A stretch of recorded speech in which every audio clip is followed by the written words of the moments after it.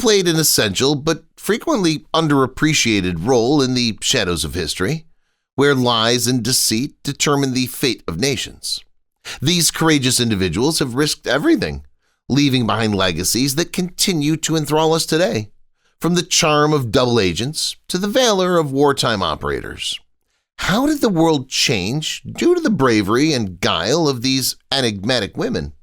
We learn the tales of the most infamous female spies in history today. As we uncover their perilous missions, covert identities, and the legacy they left behind, get ready to be captivated. Anna Chapman. One of the more well-known contemporary spies is Anna Chapman. She spent years in the United States trying to gather any information that could be helpful to the Russian government as part of a Russian-focused spy ring. In an attempt to keep NSA whistleblower Edward Snowden in Russia for interrogation, she was widely accused of trying to woo him. Chapman wanted to wed him, imprison him in Russia, and take American secrets away from him. Tough, huh? But here's the thing, Chapman was a well-known model as well. She frequently used her position to get government secrets and discover confidential information. After entering a guilty plea to conspiracy charges, she was ultimately taken into custody in New York City and deported in 2010. Violet Zabo.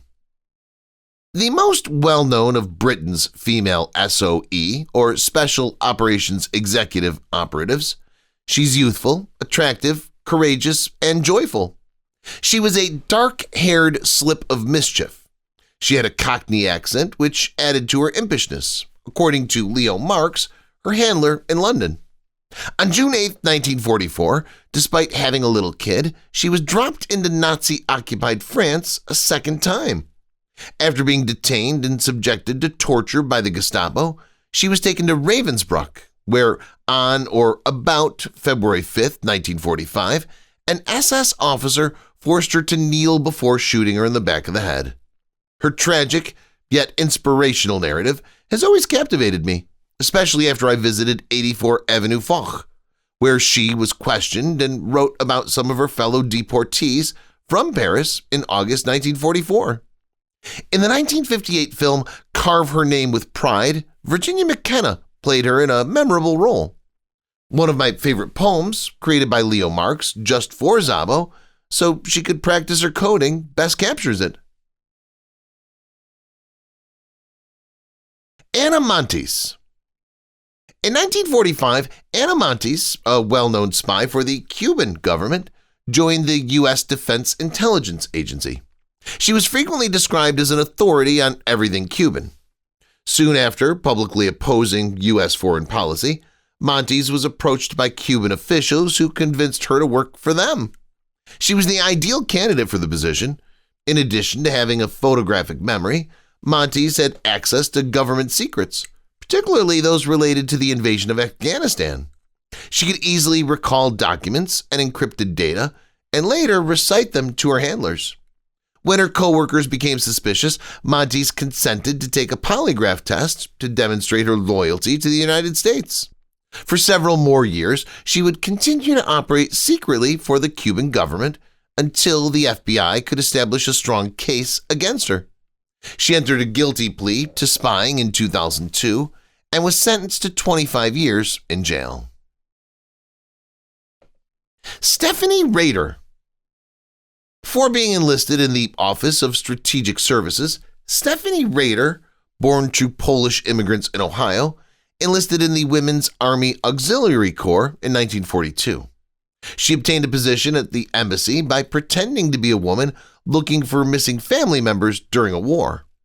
While working undercover, she received information about Russian troop movements, political data, and law enforcement, all without a gun and dressed simply. Much of a badass? Virginia Hall. Virginia Hall was World War II's most decorated female spy, 1906 to 1982. Born in 1906 into an affluent Baltimore family, Hall ought to have been married in a favorable marriage, as is customary. Instead, she aimed to become an ambassador after attending Radcliffe and Barnard for her collegiate education and spending time in Paris. The State Department repeatedly denied her candidacy, and it wasn't until 1949 that Helen Eugenie Moore Anderson became the first female ambassador. Hall had a hunting accident that left him with a wooden leg and gangrene. She later joined British intelligence, and in 1941 she was dispatched to Nazi-occupied France. Hall evaded the attention of the Gestapo, who probably couldn't believe the lady with a limp could be harmful, by posing as a reporter for the New York Post. Hall, a talented spy, gathered French resistance fighters and provided them with supplies and safe havens. Ultimately, the notorious Klaus Barbie, the Butcher of Lyon, was the limping lady. Hall eventually managed to flee to Spain, which involved crossing the Pyrenees Mountains on foot for 50 kilometers in deep winter with a wooden leg. Josephine Baker. Simply put, Josephine Baker is excellent. She rose to prominence in the 1920s, most famously as a singer and dancer. Wearing only a feather skirt, Baker performed songs, dances, and even humorous acts since she was into all things exotic. She swiftly became one of Europe's most well-liked and lucrative entertainers, eventually making it on Broadway. The majority of people are unaware, nevertheless, that Baker was also a spy. During World War II, she was employed by the French resistance, smuggling messages by concealing them in her sheet music and occasionally even in her underpants. Baker was awarded French military decorations for her efforts. Norin Khan. Norin Khan, also called the Spy Princess, was the great-granddaughter of Tipu Sultan, the Muslim king of Mysore in the 18th century. Noor, the eldest daughter of Inayat Khan and Amina Begum, was born in Moscow on January 1, 1914. The majority of her early years were spent in London. She was the first female radio operator to be sent to France, which was under Nazi occupation, as a British spy during World War II.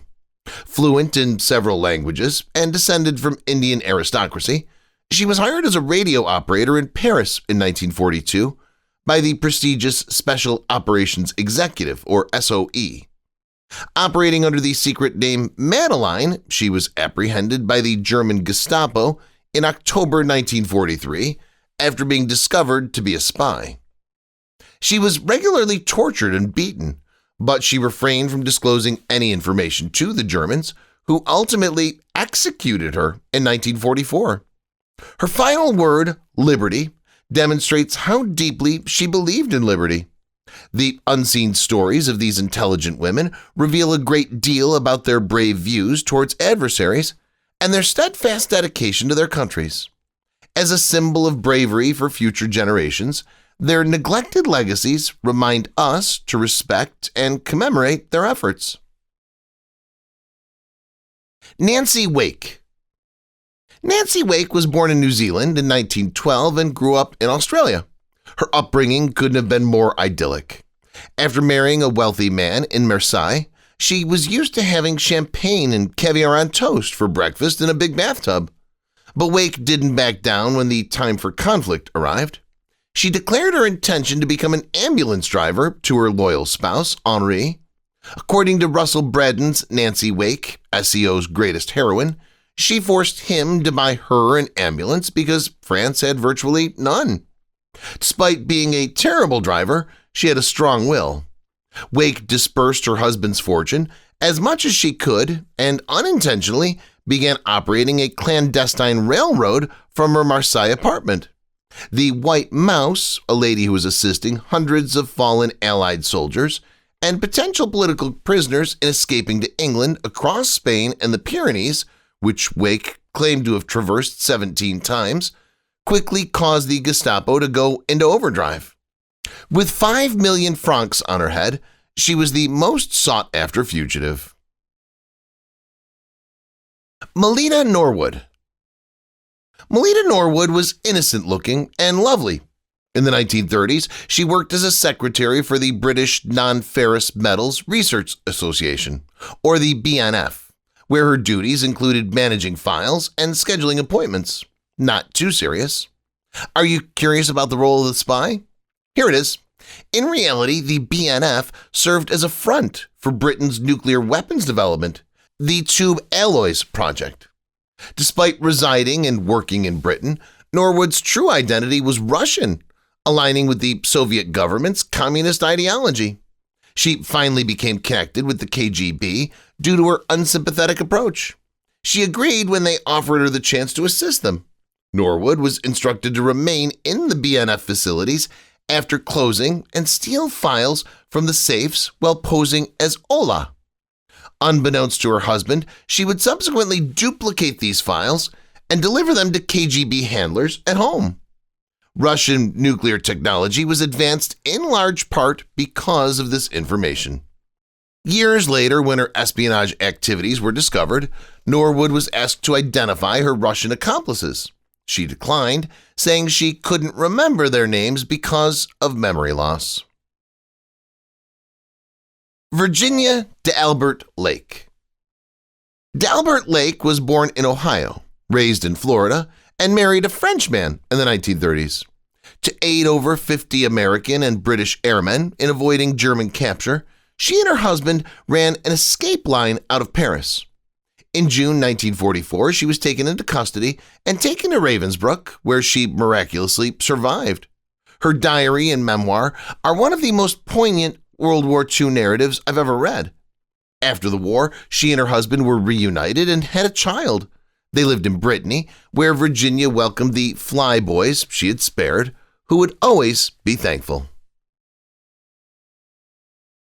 Christine Granville. Before becoming a spy, Christine Granville was a beauty queen. She was a model before she fought in World War II. Granville started working as a messenger across European nations under Nazi occupation at the beginning of the war. She was responsible for relaying messages to different Allied units in Poland without being discovered. This turned out to be a risky obligation. Granville rose to fame for her ability to parachute, escape the gunfire, save the soldiers from execution, stitch blades into the hems of her skirts, make up stories of escaping difficult situations, and win over guards and guard dogs. According to one version, she slit her tongue and pretended to be dying of tuberculosis to get away from Nazi police troops. Granville also used her attractiveness well, winning over several lovers through her long espionage career. Winston Churchill, who would later appoint her to his intelligence squad under the codename Willing, a reference to Granville's seductive and exuberant nature, was immediately drawn to her. Granville is also said to have served as the model for the female lead in the James Bond book Casino Royale. Unfortunately, near the conclusion of her career, Christine was killed in London by a psychotic ex-lover. Josephina Guerrero. Guerrero was a remarkable spy from the Philippines. She had a leprosy diagnosis in 1941. Her daughter was removed from her after her spouse left. She joined the resistance and gave crucial information on Japanese operations, determined to die honorably as a soldier. When she disclosed her illness to the Japanese, she was not searched. She had to battle to become the first foreigner with leprosy to be granted a U.S. visa because of the stigma associated with the condition. After a vocal campaign by journalists and some members of the military, she received treatment in the United States for 9 years before being given citizenship in 1967. After a brutal, terrible life marked by bravery and extraordinary fortitude, she passed away in Washington, D.C. Matilde Cara. It would be challenging to characterize Matilde Cara as a heroine. She resided in Algeria with her husband, who was slain in the war after graduating from the Sorbonne. After returning to France, she became a member of Inter-Ally, a Franco-Polish intelligence network where she finally became known as Le Chat. She was taken into custody by the German intelligence agency Abwehr after giving the names of people connected to Inter-Ally. She later moved in with an Abwehr agent and even accompanied the Germans on their raids of the homes of the people she had betrayed. Cara, acting as a double and triple agent, most likely ended up in England. In 1949, she was sentenced to death for treason by the French. She was fortunate to have her sentence commuted, serving only 5 years before being freed. She died in Paris at the ripe age of 98. Matahari. The quintessential femme fatale, Margareta Zell, known by her stage name Matahari, was acclaimed by the French government as the greatest woman spy of the century. She was an exotic dancer from the Netherlands who was admired for her sensuality and beauty.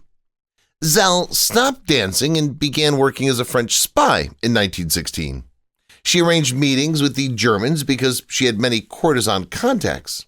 She was soon suspected of being a double spy for Germany, operating under the code H-21, as the French didn't need the information she gave them.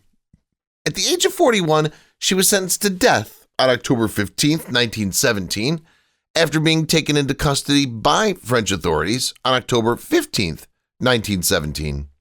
She exhibited extraordinary bravery and served as a representative of unwavering will and fearlessness. Velva Dickinson. Unbelievably, an American woman was found guilty of spying for the Japanese during World War II.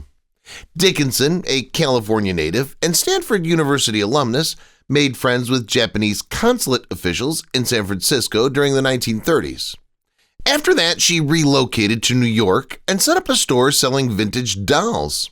She used her business to provide Japanese connections in Argentina with intelligence on the U.S. Navy. In 1944, she was found guilty of spying and sentenced to 7 years in prison. It's hard to believe that some people did not realize that our country is engaged in a life and death struggle, the court said when it handed down the sentence. American boys who are defending our national security will die if the adversary receives any assistance. As a natural-born citizen with a university degree and selling out to the Japanese, you were undoubtedly involved in espionage. She changed her name to Catherine Dickerson after being imprisoned, and she insisted that her husband, who had passed away in 1943, had been the spy rather than her. Pearl Witherington. Born in France to British parents, Cecile Pearl Witherington Cornoli worked at the British Embassy to support herself after her notorious drunkard father frittered away a sizable inheritance. She joined the SOE in 1943 and was reportedly the best shot the service had ever recruited during training. She was the only woman to run a resistance group and an SOE network simultaneously. Decades later, in April 2006, at the age of 92, Witherington was thrilled to receive parachute wings, having completed 4 jumps, the last of which was into enemy territory. The chaps did 4 training jumps, and the 5th was operational, and you only got your wings after 5 jumps, she recalled. Therefore, I was not entitled, and I've been complaining to everyone who will listen for 63 years because I believe it to be unfair. Jane Horwood. During the English Civil War, Jane Horwood served as a royalist operative. Horwood was born outside the royal court and married in 1634. Her husband fled to the continent when war broke out, leaving Jane and their kids behind in Oxford. During the Civil War, Oxford became the capital of the Royalists, and Jane's family supported the crown. They started to collect funds successfully, smuggle gold, and transmit information from the king to his national supporters through their local networks. The Royalist movement had enough money to battle for as long as it did, partly because of Jane's actions. She even embezzled money from Parliament. After Charles I was imprisoned on the Isle of Wight, she also participated in efforts to bring him to Europe. She even had a brief affair with Charles. Vera Atkins. Finally, we have World War II's most influential female intelligence officer. She was born in Romania as Vera May Rosenberg and advanced through the SOE ranks to become the head of the French division by 1943. She was Jewish, single, childless, wore fitted skirt suits, smoked a lot, and escorted her girls, female SOE agents to airfields where she would wave them off. Unfortunately, several Atkins girls, most notably Norin Khan, were apprehended and put to death. Some considered the F section, led by Atkins, a pathetic failure. Ignoring the criticism, Atkins tracked the whereabouts of 117 lost spies from her unit after the war. After learning that all 14 of her girls who had indeed died, she demanded that the 12 who had died in concentration camps be listed as killed in action. Ann Dawson. During World War I, Ann Dawson was one of only 2 British women known to have acted as a spy behind enemy lines. At some time during World War I, British-Dutch Ann joined a GHQ intelligence team, where her linguistic abilities would have been a great advantage. Known for being secretive about her past, Ann is thought to have gathered information from locals and refugees regarding German activity on the front line and relate it to officials at the Dutch border. Even if it doesn't sound very perilous, a British national who was discovered working covertly in German-occupied territory would have most likely been put to death. Throughout the Second World War, she resided in Eindhoven. Because of brave authorities, she was never detained as an enemy alien because her name and birthplace were changed in official documents to protect her. In 1989, she passed away shortly before turning 93. Elizabeth Van Lew. Born in Virginia in 1818, Elizabeth Van Lew came from an abolitionist family. Elizabeth used her whole monetary inheritance to buy and then free the relatives of some of their former slaves when Van Lew and her mother emancipated the family's slaves upon her father's death in 1843. Elizabeth volunteered to assist injured soldiers on behalf of the Union when the American Civil War broke out in 1861. She visited them while they were incarcerated, giving them food, assisting with escape attempts, and obtaining intelligence that she then shared with the military. After the war, President Ulysses S. Grant appointed her postmaster of Richmond because of the great value of her service. Elizabeth's life was not always straightforward. She was shunned by her community for her efforts and was considered a traitor by many Southerners. In 1993, she received her induction into the Military Intelligence Hall of Fame. Deborah Evans Smith. Deborah Evans Smith is a contemporary spy and the former Deputy Assistant Director of the FBI Headquarters Counterintelligence Division. Smith started working for the FBI in May 1984, and she finished the training program for new agents in Quantico, Virginia in 1987. She worked on various New Orleans field office projects, including white-collar crime and civil rights. She oversaw multiple espionage investigations and recruitment efforts during her more than 30-year tenure with the FBI. Most notably, the investigation of former FBI agent Robert P. Hansen. Listen to Smith's lecture about her work on the Hansen case. Smith's contribution to this significant espionage case earned her the United States Attorney's Award and the Attorney General Award for Intelligence. Belle Boyd. Boyd, a Southern belle, would not have regarded herself as a spy, but during the American Civil War, she played a crucial role in many of the South's triumphs. To help the Confederacy, she secretly obtained information about Union forces. The conflict barely got started in 1861. Boyd lived in Martinsburg, Virginia at the time. She became involved in the Confederacy's fundraising efforts because she was keen to support the South's fight against the North. But she was aware that she was capable of more. She realized her opportunity when her village was overrun by Union troops in 1861. Sarswati Rajamani. Sarswati Rajamani is the first Indian female spy born in Burma on January 1, 1927. Being raised in a patriotic household, Rajamani felt obliged to participate in the fight for India's independence. Subhash Chandra Bose, who gave her the name Sarswati, held her in the highest regard. She joined the Rani of Jhansi Regiment's military intelligence wing in 1942. She reported sensitive information from the British military base in Kolkata while working underground as a spy for the Indian National Army during World War II. Rajamani and her female co-workers pretended to be boys for nearly 2 years to obtain information. She was crucial in revealing the British assassination plot on Bose. To rescue an imprisoned comrade, she bravely broke into a British camp while posing as a dancer. Rajamani's bravery was shown when she escaped after being shot in the leg. If you've watched the video till here, that means you've enjoyed the video. Subscribe. Don't forget to turn on the notifications bell icon